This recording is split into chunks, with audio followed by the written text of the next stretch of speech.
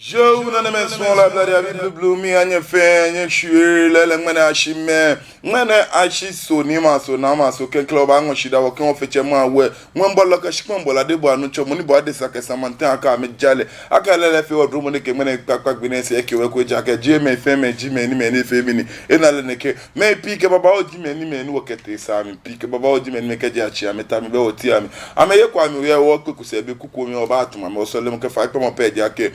Chama well ala be mi to chu kapa ni se boni afi ni ne to he bi kapa ni eke won afatai ni me na me email aka shi je na e shan boni fe mo ni enu le cha ji no ni e she makpa nkwalo ife fai ake ball sra wai wale fiu bagban na no ani englecha etenye fiu eno nyanwa nyekia mi ni me na me taka boni nyele ode bi ni ama wan rasta to gbojo ni she kakla gbe ke wa ke wo bi ete ni wo gbene be gbene sande gba Accra Opera Square Kaule Opera Square on chifon ye jeme egbe ko ni fe plolo na me no ji me ni won ni bi ye na nye ni about na me ni kole wulomo ogbe ebagje atupa wulomo ogbe ebaje ogun gbese wul manche sorry atupa manche be kole wulomo ebaje mi atupa manche ebaje mi gamanche ebaje mi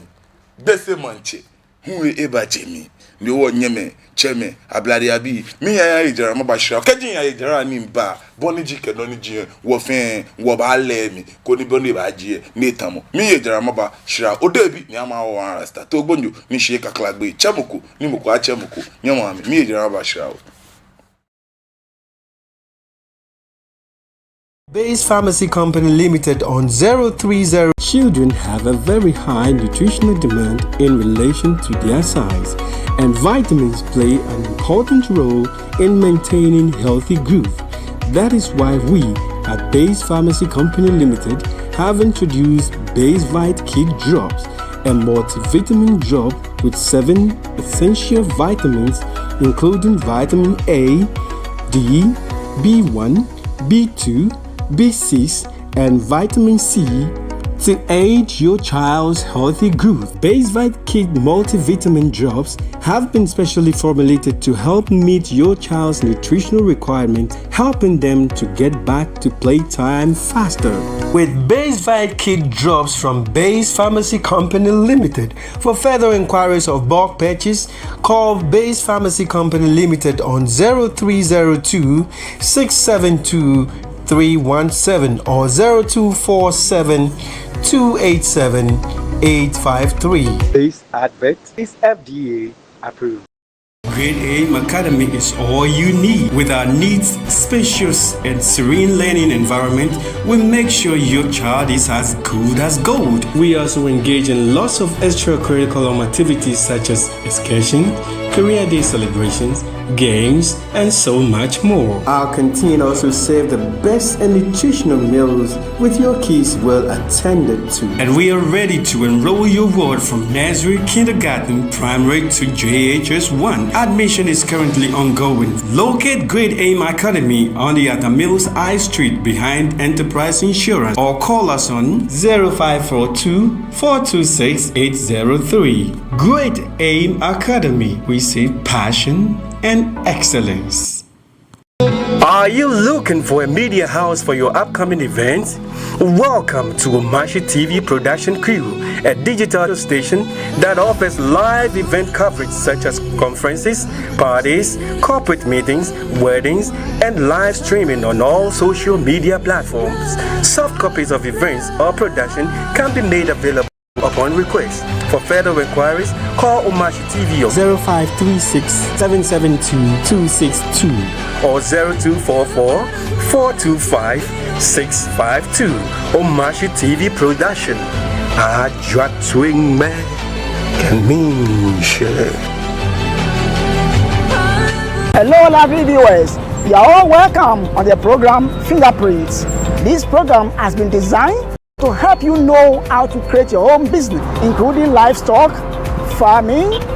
banking, selling, And what have you? I bring to you entrepreneurs who have made it, who have the skills and ability to help you know how to create your business. This is where you have the experience to create your own business. I'm your regular host, Neo Dai Afote Kofi. Catch me live on Mashi TV every Tuesday at 3 to 4 p.m. The program will be repeated to you on Saturdays 8 to 9 p.m.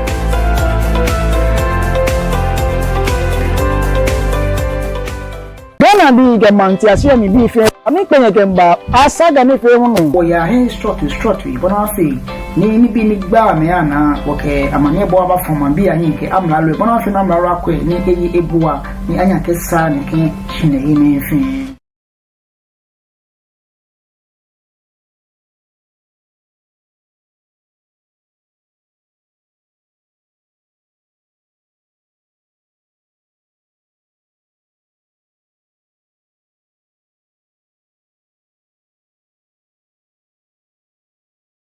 Yo, nane men son la blade a Bible blue ni kemi yobe o Mashi TV no mada ni shanke nyana nyewa chinye me minte ya jara imba shwe kwa umanye ke shade ulu. Ebe ni me na me lala ngmene ni femo ni nke bo akashi ndoko ete no ye Accra Opera Square Kaole Opera Square ni efe wiemo efe inti ono mishi efe wiemo efe inti eke ona Sadien pike papa o jino le te gbele ba shi cheme kenyeme ona ode bi ni ama o wan rasta to gbunyo ni she kakla gbe kefe nyete ame pi nyena mi tomo gbeka bonsan ko gbeka ko ni beso bank gbeka ko ni ebu gbeka ko ni le ewi okeke ke shio onupai alojoku na atalo shi cheme kenyeme nye bo abi eto odugba je na kaji boni eji ni etamon eha many ama yue na kan nyeme no ni ja no je wo kan dangbe kambo ko yue te ba feten na ba na ke wo mon biye le la ke wo mpia lo wo nyeme kaji mo ko yue te ba feten na ba na ke wo ye na agba mi wo ye pi mo mi alo wo ye to injole mi ona nyeme ni bi ko men ya no ni ke fe anokwale ke kanche sana ke fonshi honu minshi ne bi pi injano ye gadangbe alo wo gama saten ni esani ena anokwale kan anya ke fonjeme honu minshi na agbene wo cheme enwe minka me ne bi pi ye ni ka me ba fe esana mele amena jimfamo esana mele amena jimfamo bona fe na me ka me aka ha jamo yeme chale be pie ka fe min lai min la ne yan hihwe mo onu mi shi min la ne yan hihwe mo boni be komen ni wodi enche wo cheme ke wo yale han yeme kani en fe kpololo alo ba fe kpololo aba fe tomo eko style ko ke afun fe bonne sa ke bonne ja nu ele cheme ba pagbe ake isani nyeme wo ba momo afan nu wo kwenu wo jaje na eyemu alo abakwa na defender me shi cheme a je shika ke yin numbers a pepe shika ke yin numbers because me no ma yue na kan ga kometo nu wo yo ko ahon noko alo atuni eko dano ba no nu pa ni hon shipon gan nu pai wo pa no ko nu wo ba ka me shi won to na me na me ya keshin kwe ona jele mi na yo kwe ona suban to mo ho suban to mo ho bo fi abon o ba fe apodi enche e ba ji eyin enko bo fi abon o ba fe e ba fe mi e ba ji eyin enko yen me ni ka bo yo ne nke ahon Kaole park no zongo Kaole Opera Square nu wole Malcolm opposite benya na bona ahon le neke na sa ahon neke ko te aba ka kian contract njo akian fake shano ni ji vulu asande son aka wo yi ni ne na ma de che wana ne shika je chomo ni wo cheme no wo nya me se amenya kopa na me hia me chichi na me ka wa akashi bia ne na kan shop enyo alo ete ya me gbe amli cho aga bia nye mfise na ho ni bia son keke na anye truck panje ene me po ane na akashi no ni yu oda ni lele na ke kenye na 1 billion ne ka 800 million son ya chichofa bona fe ni man bi ye kenye mfe wakanye wa yue yeme ikane ka bo yo nka Opera Square ahon V shape omo ona da bi kenka V shape po show feel ahon le M shape omo bonu mi nshi no anake wonye me MPP bi ayi no ni di somewhere on last year ni that be last 2 years mami last 2 years Kamboti can by election na gbabote last year. Na ba je shop we na shima mo. Ababon shop we na ma. Ye kaole park no. Kaji o bote metro transport. Hello metro transit be inside there. Station Opera Square station ye.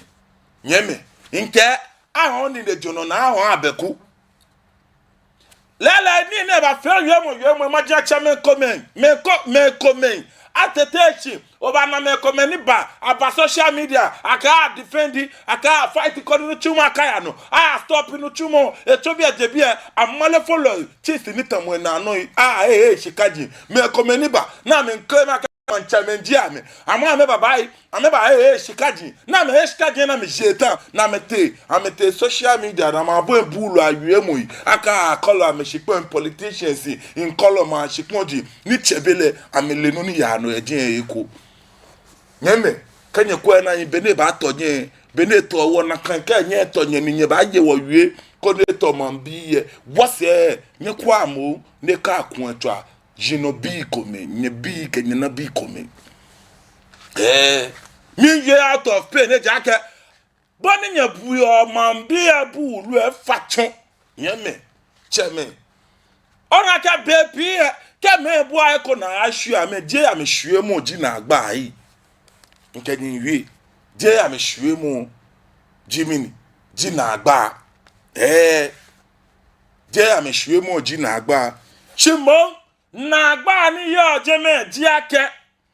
ahwe me na tawo eko ha me alo ahwe me ni ka jaje mi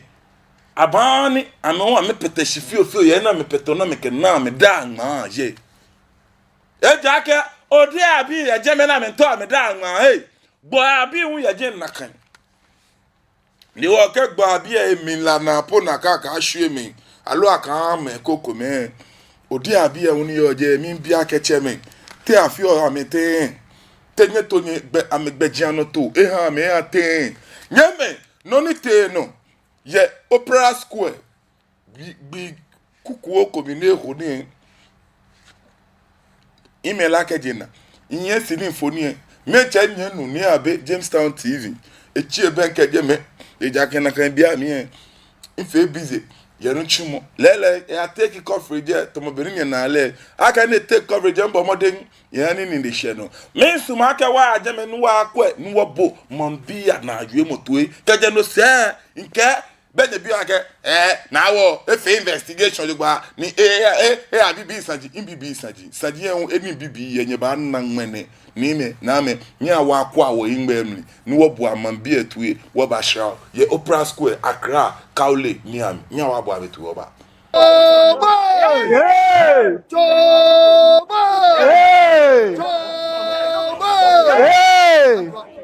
yo kanya ba na ni wodumo bi ene je fonko wodumo bi ene ka ha wo mani wodumo ho ni ye bi ene wo tun ni ye bi ene no wo je no bi ene no wo yo ni onupa ipi ye bi ele unu tabletop na no ameje ni me na ameka na shika kete store ama high store kan bi na me yo mi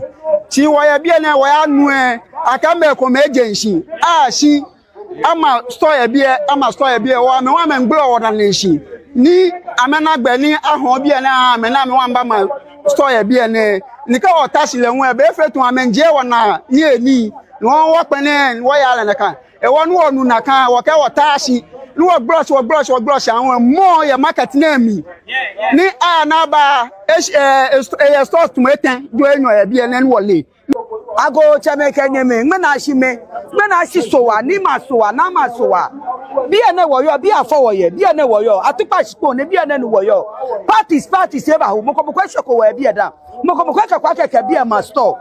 opono kobe May 40, 50 yo opono kobe aketebo top ni woyo ni wo ko wo na wo da anwa ni woyo ngmena shi chane moko meto pa ka e sho wo fe ye bi ene ne ko bi ene wo dumu shi ngmene aka wo sumuni sanene e atupa manchanwo ni ji ni gonti wo sumuni sanene ayemo ke epi ni yo bi ene ni ji ni ashite wo ke sanene se yemo ne ko anwa ka ni ba kwa na je wo da anwa ye wo da lo o ko afoji mi inwegbo iye bi sisi ni mi kwe e wona mo ba kwa bi mo fe mu ni yo bi la wo ye bi eyen na bi fani ke tachi wo fe agbeshi ateshi wo fe o ke yo ni o mene ka me show we bi igba wa ye ta fla che inya ma gba onu pa ji bi igba ya yin na mo ba su mo mi moko su mo mi o mi pa fa no nu pa ka man che ni yo bi ni ji ni goti ame ka me na mashi ka empi ni yo bi ene assembly man ni yo bi la wo le ne chu wana anu de si okula e wole epi ni yo bi ani jinya ashiteke na amashi ka tukpa ma che ni jini goti e me ka na amashi na ka je woda ma ya me de nya ira do eku sanunku da rana yan wahe na yana mini ne ajiya wan daga Opera Square maganan ganda aka zo da shi ba magana bane me dadi muna nan ga da yawa kuma nan ga nan suke zama da iyali su muna nan ga shekara da yawa so guda muna naka zo aka ce za ta da mu kuma da za a yi na kuma ina ganin ko ba abin da zai yi bane don nan kowa ke zuwa ke samu shi yasa shi babban mu muna rokan shi John Dramani Mahama ko inan da yake don tun shekaran jiya muna cikin yasunan shi tashi hankali shi yasa ko inan da yake da manyan mu kuma muna so su tashi muna ka su saya muna don suka ce za su saya abin da zai faru garin ga ba karami abu bane shi yasa su yi hankuri su tashi muna saboda Allah da Annabi don babu da kowa saboda Allah wani na nan ga yana nan da matan shi yana nan da yaran shi yana nan da yanwayen shi yasa su tashi su saya muna saboda Allah da Annabi shi yasa yin hankuri magana na kenan biji se awie uba ha on se de kanu deja bo ha nyina ase chese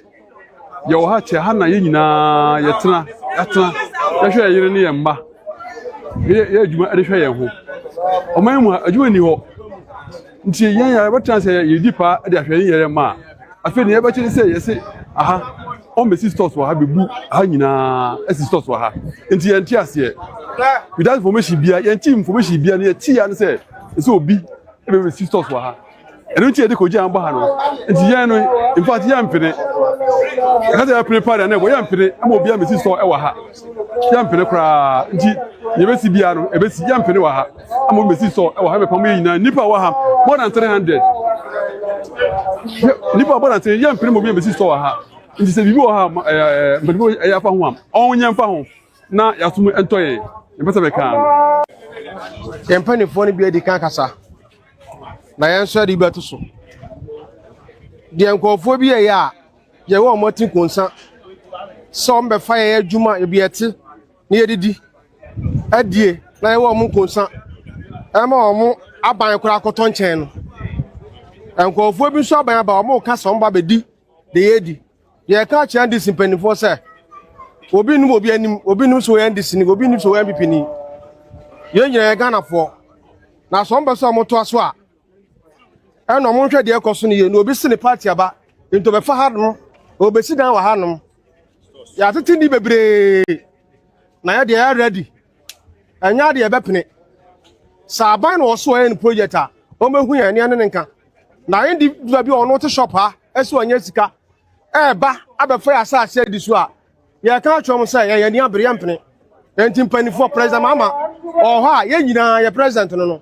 won hwe ni sam ye no come ne nkofo ye down na ya ni abre masam no si say ene motimi atwa ye ha na mo betie ye hawo na mo hu de ha ye na mo nso mabɔ ho dawura man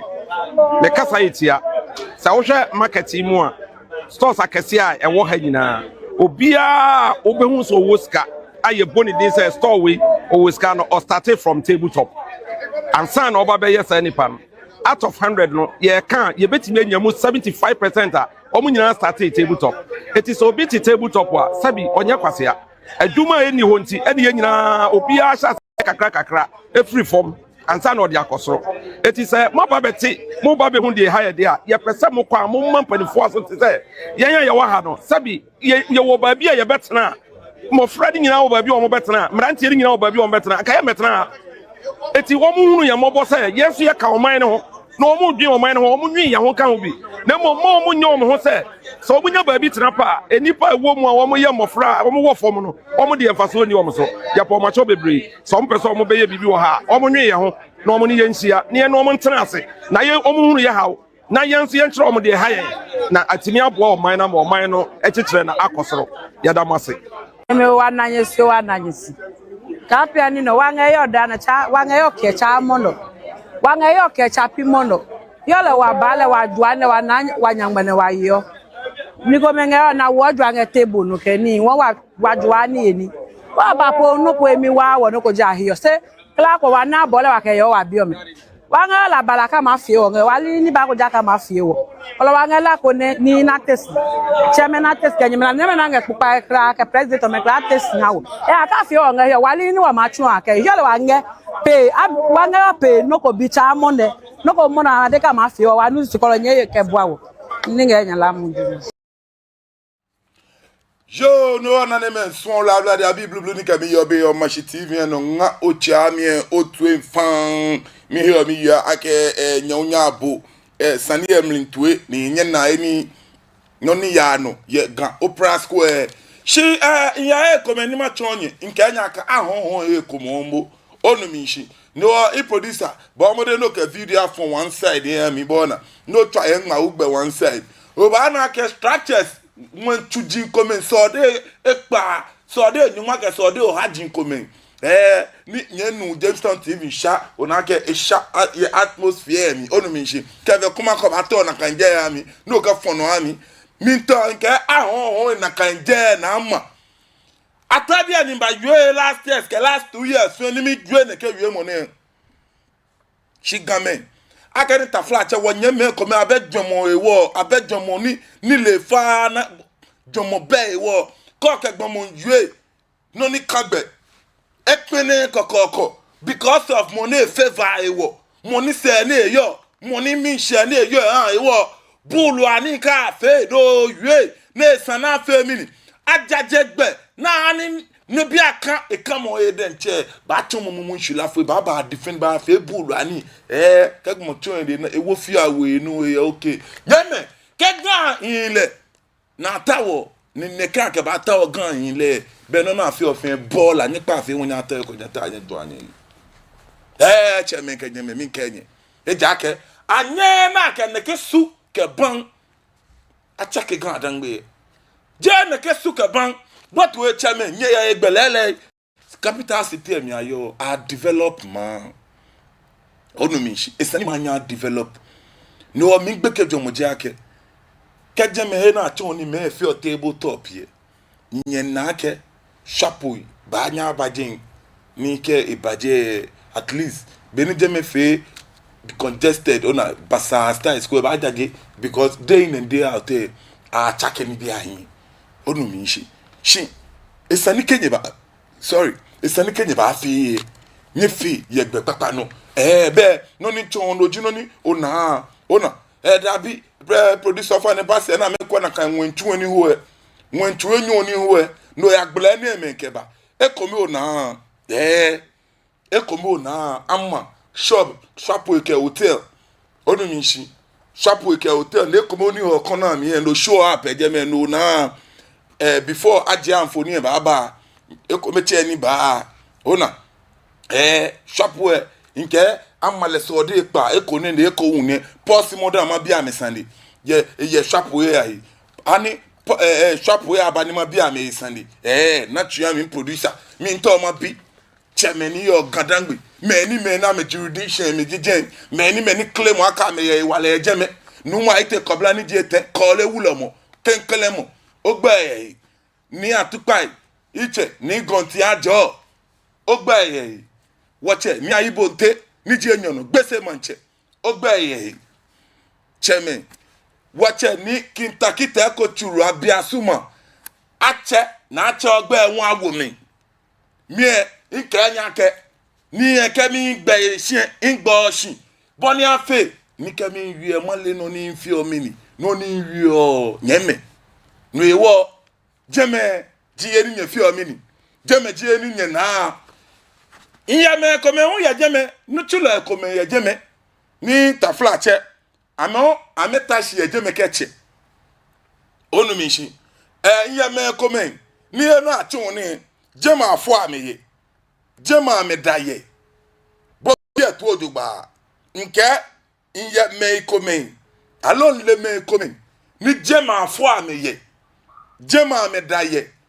kaule opera square jema afo ameye jema amedaye amele no fiano ni ojeme amele no fiano ni bi baba o na ketete no ni alefin amele na me wa ame pani anhia ame kwe ame nyemi ora ka nyemi ko me wi video me ake amete na mana ame nyemi wa so ma ame wa me ko we ka no ni ka me twu ni leji mo ne fe mi ni eji ame ha nyeme imela ka je na wonye ko me nkele ba fun pon no jeme je ni efi o mi ni etwu ni ye ko ne fe mi ni egba wo mlisande ne ka bala ke mi fa wonu efufu e ni mo kwa kata se ne ka ke nokose na malo manchekwa lo wulo mko ewo ni imba sun share idabi me fe ntawa je amame ewo onu mi shi je moko ewo mi ke gan ni yo mbeta ma ke matata moko because me fe kome onupa efe ni wo yin ame fe kome ni won ke wonye ba fun panu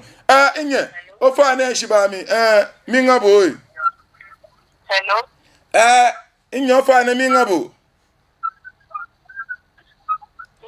no o fa tedi bi antamoten no teni bi antamoten o fa na bu ka abo tv tu e ka mi agbasan le phone no yo inyo o fa na shiba mi na ka beko bebe fio okay ando na ya nye wa oni ya kauli atomi aye internet inja tene abomi ya kauli ini jia na kaswa jia ya kauli eni wa woda la ya ite na ka baba ma so se ye eni jia so se ba jin ina na kaswa jia de ya wo oni le ti o ko nen won wa ka ke je ambuku agama atole obisi ombe aga atola mini mini je egbe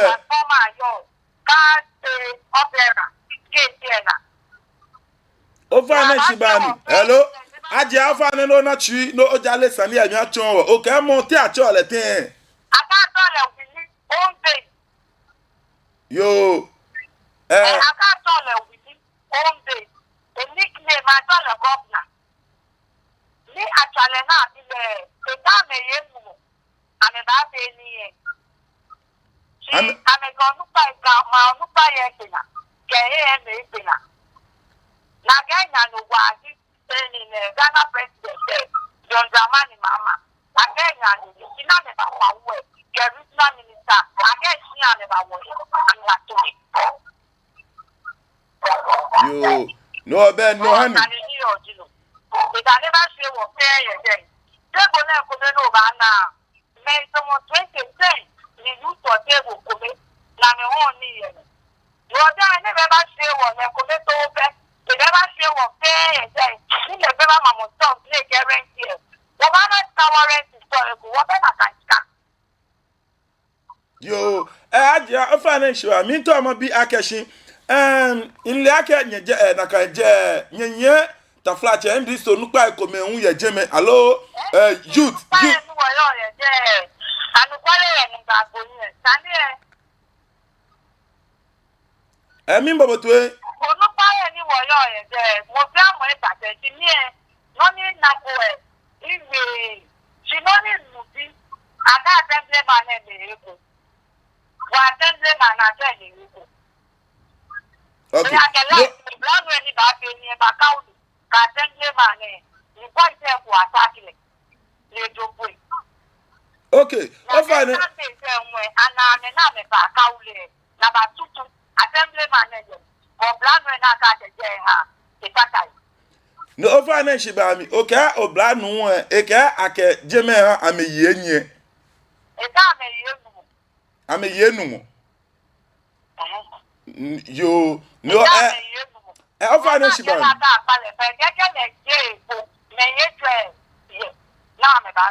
Yo no ma o fine ma bia ke na mo poten ji money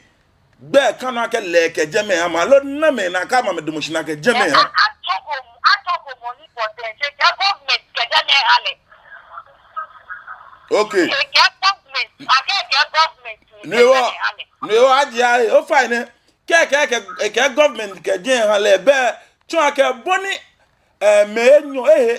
no na ma enyo ye je beni me ke government ni ke ha me ama ne ke la ama o mo le ba ma die. No be I use political strategy na ke college me ona na kai ya ke NCC time am try ya ka me ba be at a container spatiating le yiku ni regional minister do mo ni ka lo container ta ti ase ko ni won ta de won ho no be bi ana ni NCC ba ame ba NCC bi ma ma yi NCC power na me ka se wo ye ge yo enye madaboshin ake ni intwabo onye okenofia efon pano ficho ami oyi wala don ke obe leoni onani okawo egbasane ye o machi TV no oyi wala don ima no nyeme naneme sonlo ablade abi blue di ke mi yo be o machi TV no nga onyami e bodi enche otu enfan mi yo ake sandegba bonde tele ha bon obomi mpue ni ona no ni ya no ke no ni sande ni ayo nyeme mi no sande bale na kan onupa imu ni wonye ko to abia me sande ame ba ke bu aka me leko na me le no ni ya no po na me de che ko ame ba penin na me po ame ba fe ne ke na mba su na me ame penin ame ewo mi shi bondo ba ya mi ya o ba na ke che me ne ame ye mi ona nikafe inwe mo kensande bi mo jiake cheme ta flache mambi etenya na we ate tenya na wo che asonye ona asonye ni bi papai koke hawo mimbi ejake kelela ke njon wo he wo ke kwa kakasa ni jeni wo hwe hu jiake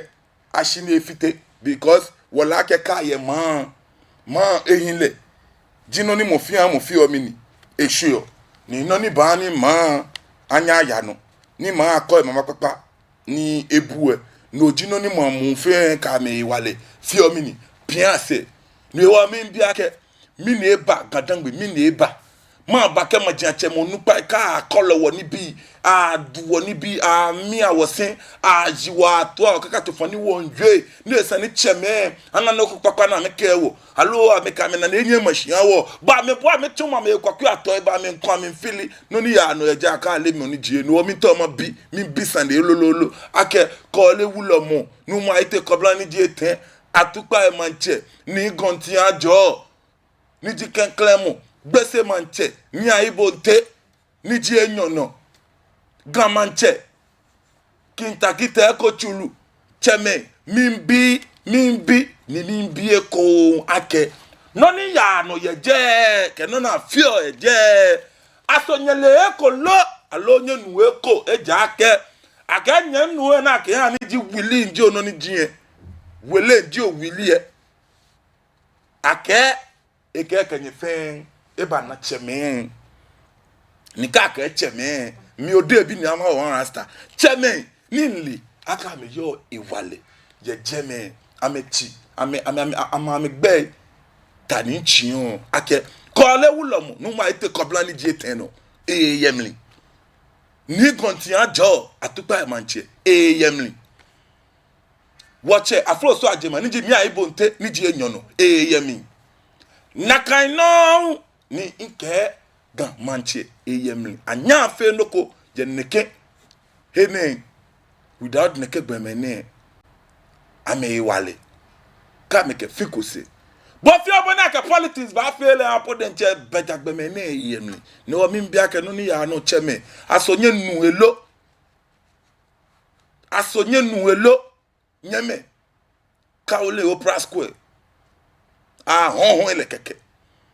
use political power na ken fe MPP fe NDC umbeba fe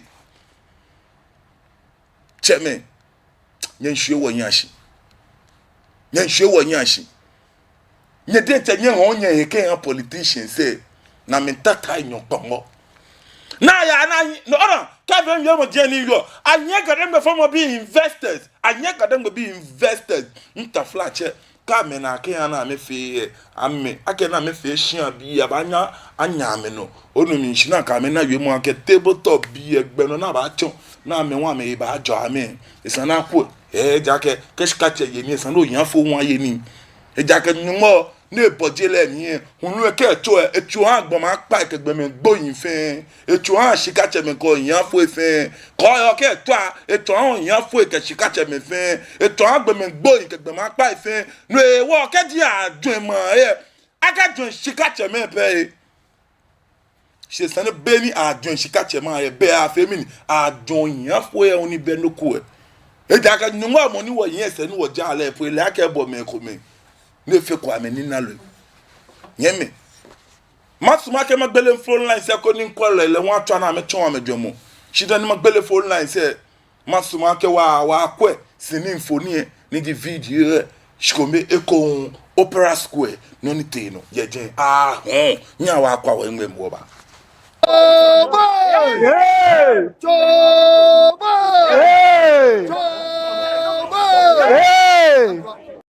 yo kanya ba na ni wodumo bi ene je fonko wodumo bi ene ka ha wo meni wodumo ohon ni ye bi ene wotun ni ye bi ene no wo je no bi ene no wo yo ni onupa ipi ye bi ele unu tabletop na no ameje ni me na ameka na shika kete store ama high store kan bi na me yo mi ti wo ye bi ene wo ya nu aka me ko me agency shi ama store ye bi wo me wa me ngbo wo na nshi ni amena gbe ni ahon bi na amena me wan ba ma store ye bi ene ni ka o tashi le won e be fetun amenje wona ni eni won wo pe ni wo ya le kan e wonu onu na kan wo ke wo tashi ni wo brush awon mo ye market na mi ni na ba store to meten do enyo ye bi ene ni wole ago chameke nyeme ngmena shi sowa ni ma sowa na ma sowa bi ene woyo bi afowoye bi ene woyo atupa sipo ne bi ene ni woyo parties e ba ho moko shoko we bi eda moko kwa keke bi e ma store opono kobe May 40, 50 yo opono kobe aketebo top ni woyo ni wo ho ko wona woda anwan ni woyo ngmana shi chane moko meto pa ka ehwo wo fe ye bi ene ne ko bi ene o wodumu shi ngmane aka wo sumuni sanene atupa manchanwo ni ji ni gonti wo sumuni sanene ayemo ke MP ni yo bi ene ni ji ni ashite wo ka sanene se yemo ne ko anwa ka ni ba kwa na je woda anwa ya woda lo o ko afoji mi inwego iye bi sisi ni mi kwe e wona mo ba kwa bi mo fi amuri yo bi ala uye bi eyen na bi fani ke tachi wo fi o agbashi atechi wo fi o ka yo ni o mene ka me show we bi ngba wa ye ta fla che inya ma gba onu pa ji bi ngba ya yin na mo ba su mo mi moko su mo mi o mi pa fa no nu pa ka man che ni yo bi ni ji ni goti ame ka na na mashi ka MP ni yo bi ene assembly man yo bi la wo le ne de chu wo na anu de si okula e wole epini yo bi ani jini ashiteke na amashi ka tukpa ma che ni jini goti e am ka na amashi na ka je woda ma ya me de nya ira do eku sanunku da rana yan wahe na yana mini ne ajiya wan daga Opera Square maganan ganda aka zo da shi ba magana bane mai dadi muna nan ga da yawa kuma nan ga nan suke zama da iyalinsu muna nan ga shekara da yawa so guda muna naka zo aka ce za ta da mu kuma da za a yi na kuma ina ganin ko ba abin da zai bane don nan kowa ke zuwa yake samu shi yasa shi babban mu muna rokan shi John Dramani Mahama ko inan da yake don tun shekaran jiya muna cikin yasu ne shi tashi hankali shi yasa ko nan da yake da manyan mu kuma muna so su tashi muna kar su saya muna don suka ce za su saya abinda zai faru garin ga ba karami abu bane shi yasa su yi hankuri su tashi muna saboda Allah da Annabi don babu da kowa saboda Allah wani na nan ga yana nan da matan shi yana nan da yaran shi yana nan da yanwayen shi yasa su tashi su saya muna saboda Allah da Annabi shi yasa yi hankuri magana na kenan biji se awie uba ha on se de kanu deja bo ha nyina ase chese yo ha che ha na ye nyina yetena ya hwe yire ne yemba ye adwuma ade hwe ye ho oman mu adwuma ni ho nti yen ya betan se ye dipa ade ahwe ni yere ma afi ne ye bechi se ye se aha on be stores wa ha bebu ha nyina esi stores wa ha nti ye nti ase without information bia ye nti information bia ne ti ya ne se obi be stores wa ha eno nti ye de ko ji amba ha no nti ye no in fact ye mpene ka ya prepare na bo ye mpene ama obi am store e wa ha ye mpene kra nti ye be si bia no e be si ye mpene wa ha ama be si store e wa ha me pam ye nyina nipa wa ha more than 300 nipa more than 300 ye mpene mo be si store wa ha nti se bibi wa ha mbedbo ya fa ho am onye mfa ho na ya sumu entoye e besa be kan campaign for ni bi edi kan kasa na yan so di beto so de nkofo bi ya ye wo motin konsa so mbe fa ye adwuma ye biete na ye didi adie na ye wo mo konsa e ma o mo aban kura akoto nchen no nkofo bi so aban ba o mo ka so mba bedi de ye di ye ka che andi simpanifo se obi nu obi anim obi nu so ye andi sini obi nu so ye MVP ni ye nyina Ghana fo na so mbe so mo to aso a eno mo hwe de ekoso ne ye no obi sini party aba into be fadum obesi dan wa hanum ya tete ni bebre na de ya ready anya de be pene saban no so en project a o mehu ya ne ne nka na indi bi ono te shop ha eso anya sika ba abefa ya sa ase di so a ya ka chom say ya ni abre ya mpene enti mpanifo president mama o ho a ye nyina ya president no no won hwe ni sam ye no come ne nkofo ye down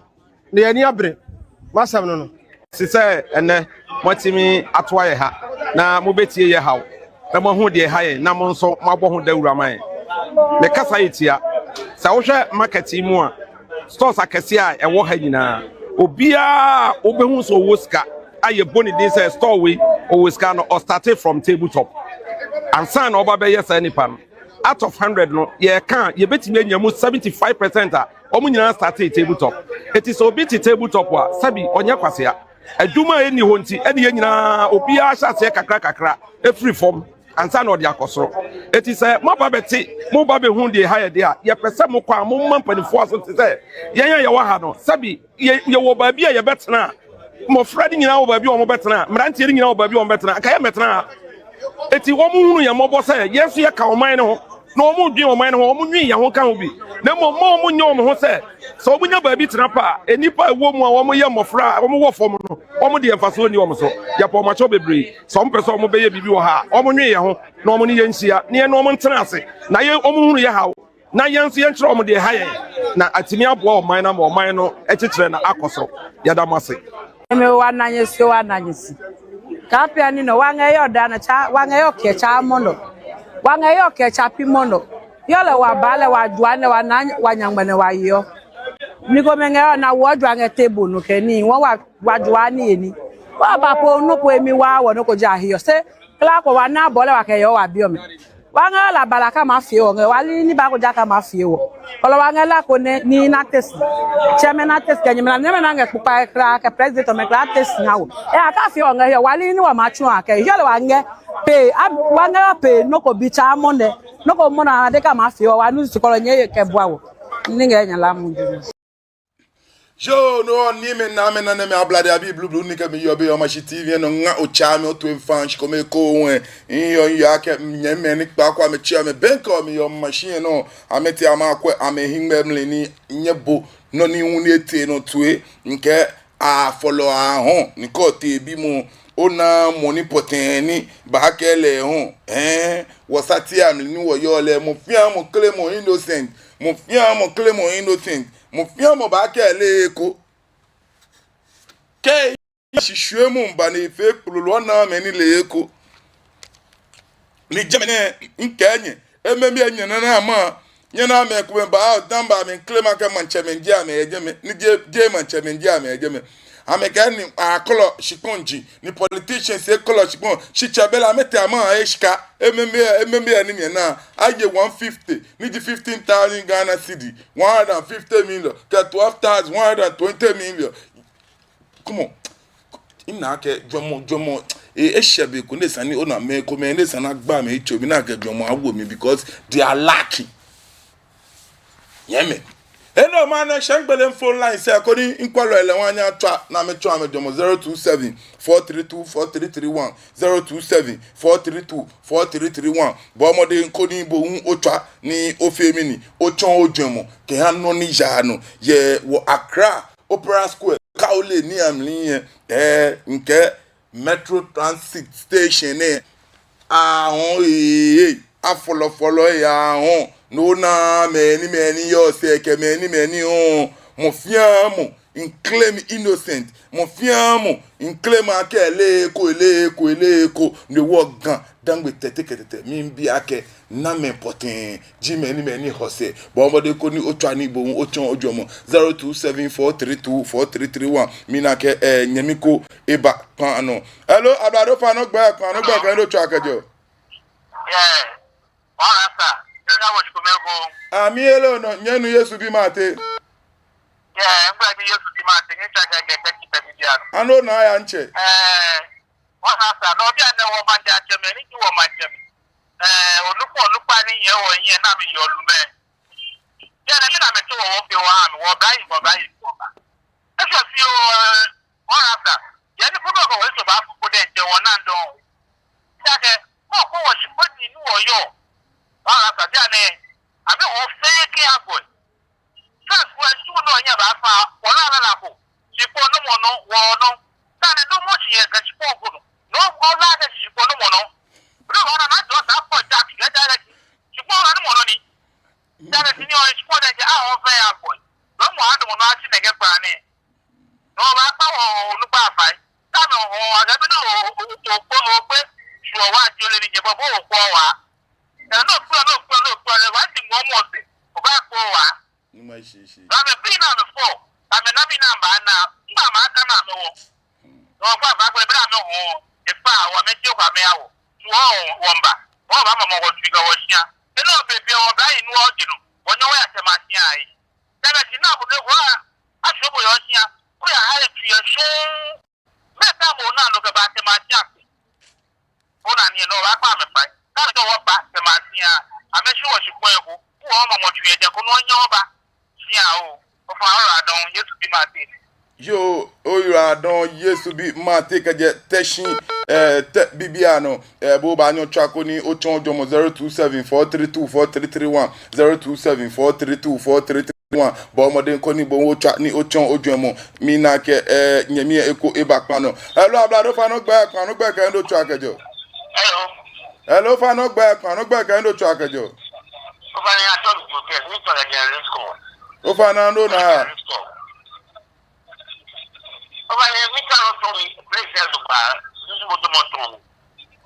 kaule niji kaule wo gan kaule Opera Square ye me kon me opposite kaule Opera Square ni wole ana nje be temna Linen Square bi ane omo ahun wa me fi ere ko ye ona shaka money ke ahun la chole wuli na ke je ma assembly ma le eko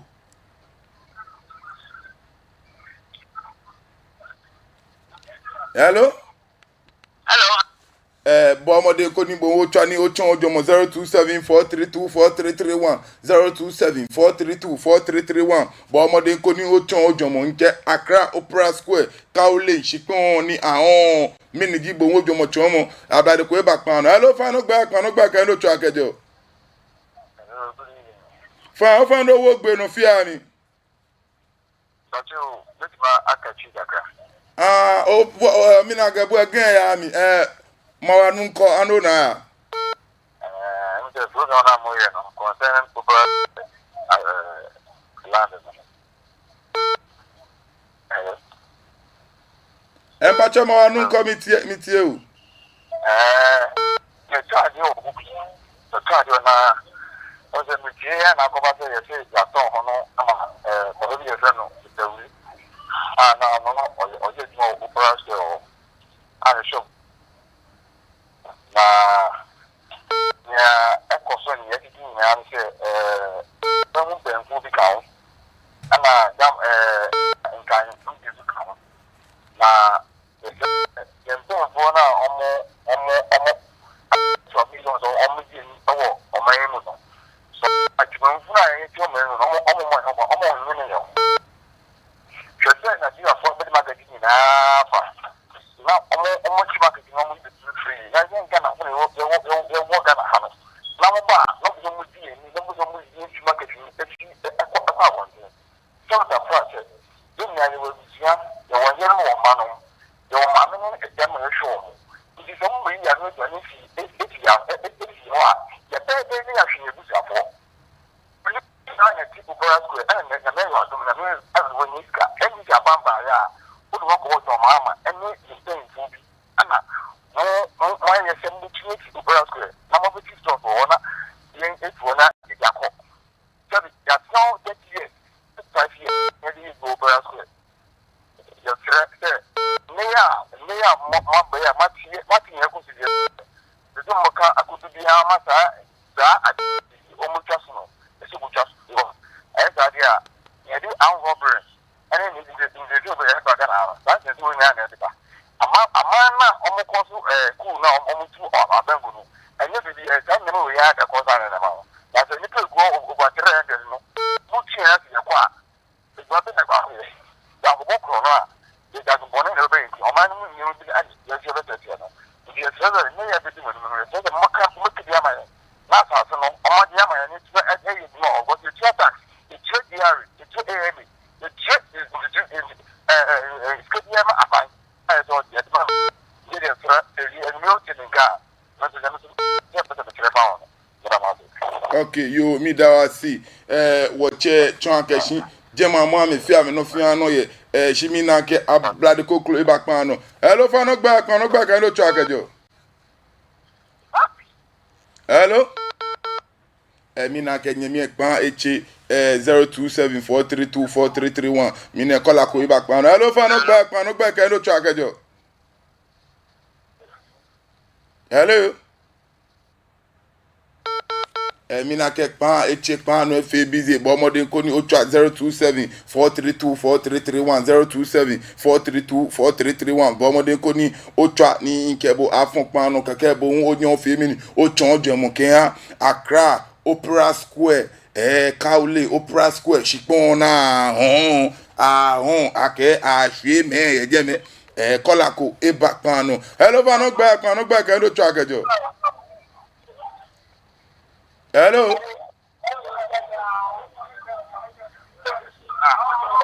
Hello. O fa no gba kan lo kejo. O fa no chi o fi o no kan wie mo lo. Me fe fi aka. Mi na ga nyami ele un twi ni oni mpacho mi tie u ma nu ko. Yo udi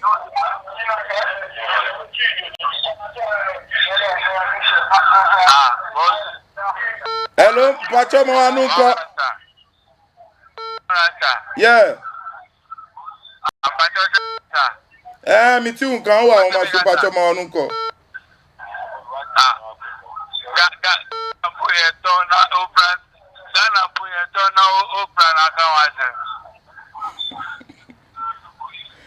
you see eton Opera Square and think just usu fu asusi a wose yen ton ohun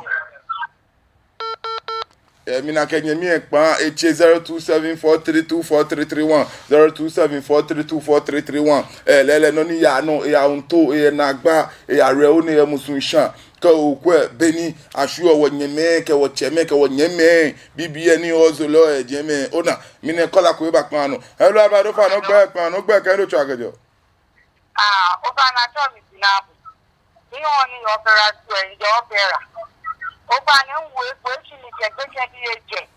je tu oni e ni ke pon bi e je ni tu oni ni ke pon bi e si wo ta si no na da pa wo e je wo pa ne na ba pa wo e je ani aba wo ko ni wa oni ye lo alo ase wo na ma mo to te o be scan wo ke ba ko to Any over na shiba mi no ka jengbo yo ama ofa ne no ka jemegbo yo ama cho igbo na no hello akanyegbe okay ofa na chemo bia ke no ka jengbo yo ke ma bia le no jeme shop ogin store se ke fi enyenye ne ke na garento mi bia ke store say ni Cowlin stores jini yo je ke fi enyenye ko akwa to mo enyenye garento hello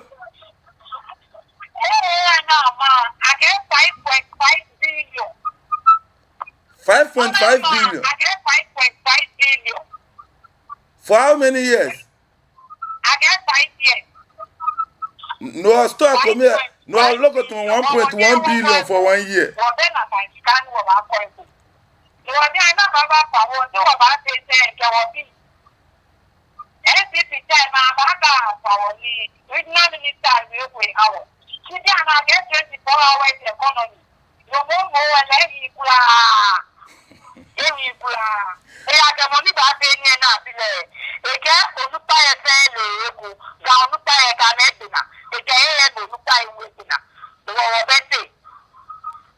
Yo inye oyiwala don ngo uchami otu enfan nyenche nyenu wonye ke lele nyeme men alo moni aka akeden han ni domona na chi abenke mo ke na gonu pa ni san no mo ni wo cheme be pie no ni ani inyomba nimba yu owie mo ekomen ni ke fe ni ti ame ekomen nu mi hihie ekomen no ne bona ta flache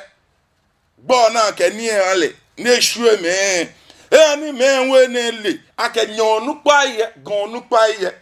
ga onupa ni Jameson de call me ekwe abanana nyomo cheme do mi business ande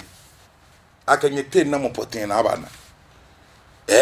boni nyanyonya bo amare nya few video se nya post oga banye TikTok jinga ni bi ye agesane telenye ake gon nupa yi abananye kia Opera Square Kaule no na baba ni ma je me na sure na ma shop aka baba nanye do kenye la aka bana konye nyonye fanye gbe ya mi na abananye hu ni nyeye jomo konkron alo nyenye itoko alo nyenye plans konkron kia shop ma ke no ni ba boni nyeta oni Accra Kaule Opera Square ha cheme mle twa ni isani nye ba out nye ba ka man bi enoko because me ma yue ni ma yue da ai gan ma ja cheme ni wonye ma yue ni ma yue da ke ka nye better nye ke ba chenye man bi alo nye ke ba bua man bi ana alo nye ke ba bote nye man bi ate ni nye bi ana me na gba ka me ha mu ke ni bi nye ba bua me be ke nye no ka me janya lo a me yue chika ke nchinye nye fia ni nye ta hie nye ta kaji wo gan ma ja cheme no pa ni wonye nye feko ready akade ba tinye benke man bi nye ka man na sandegba nye na me ha mu na gba ipimu ejira mu ko nye kwe bona ba yale ke bona ba fe na me ba jwa me cheme min kenye ni min kenye lololo ake kenye feko ready akenye ba fe na kan be ke ji ajenye alo ajenye sadi gboyin kenye pepa ke plan ma no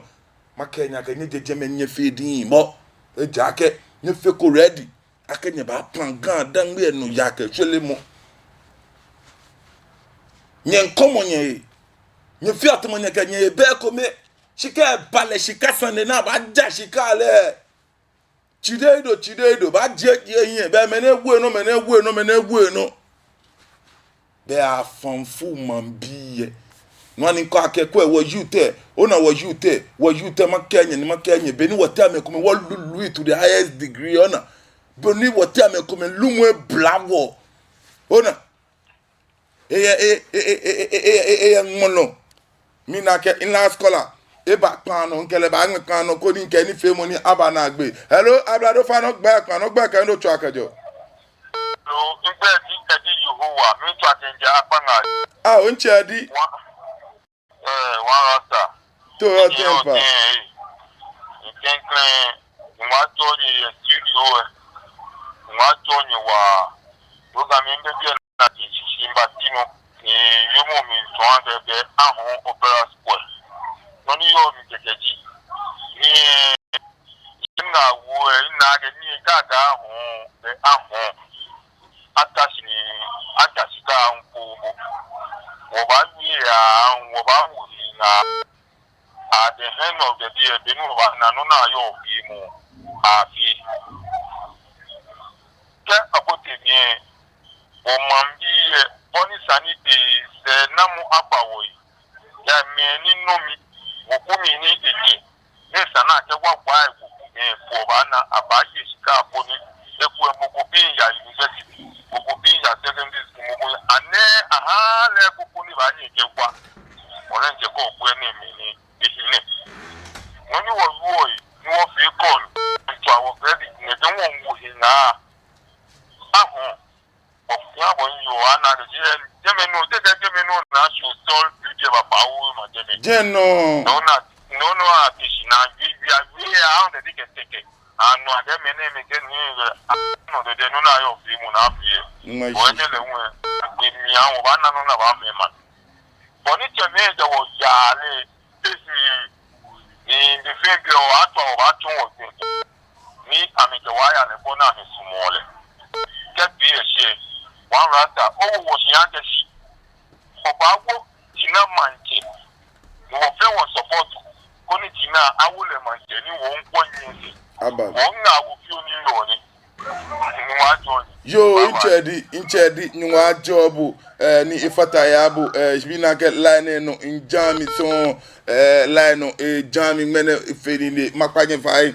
mbie FB inchedi nywa jobu English bi feni ke mi yobe nywa jonye shi inagbe kola e bakpan no kele ba fun pan no ko ni ke ni femu abana gbe hello fa no gbe ke lo cho agejo Awo iba shambu shambu to mo shito nyenu edi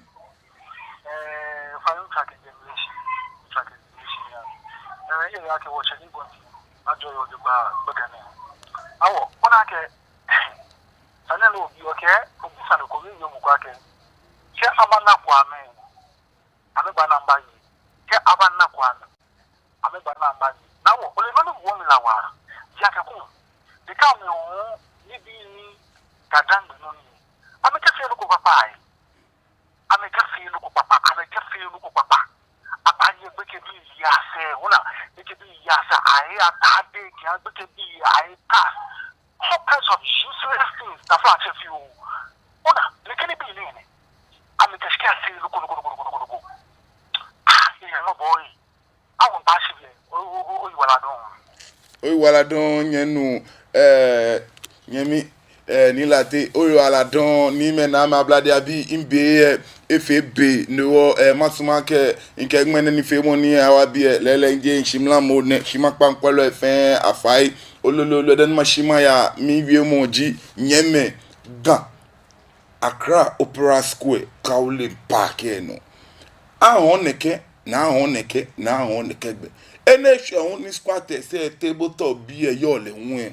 ake MDC bi ke amo ameba power na àwọn ame hon ko ekonu àwọn ame mba hon àwọn ake atọn mo ni gbe ni ji ni mo ohun ke e ana magin cheme fen ni sane no mo ni cheme mi bia kenye te na me na aba na ni wo agbene na aba na nye nye he wo mi ye me ni tun table top e cheme mi bia ke tenye fio amenye ha ten mamba adwa ochami emutwe ode bi ni ama awo wan rasta to gbonyo ni se kaklagbe mi ji money ke ni fe money neba ogbe no nje blanke ba ke na lo pi ensure mi ye chimo e so wo le mejo nlo ni me na me ke ni gba gbe wo ni eke wala ke wo nke wo so wa le un be ekoni shi wo no ni eni ka bo be ba yueji gamanye na etu ense na dede o medro eke egweku men amete regional house of chiefs ni bi ni eteno ke ni bi ni ehope fe wo nke gamanye na dede o medro Sunday ni ba ba ogbe no ye shabo e no shiko meko nke amini ma finish da ke mi kwemo o debi ni ama awo wan rasta to gbonyo ni she kaklagbe nke nye eye she nye radon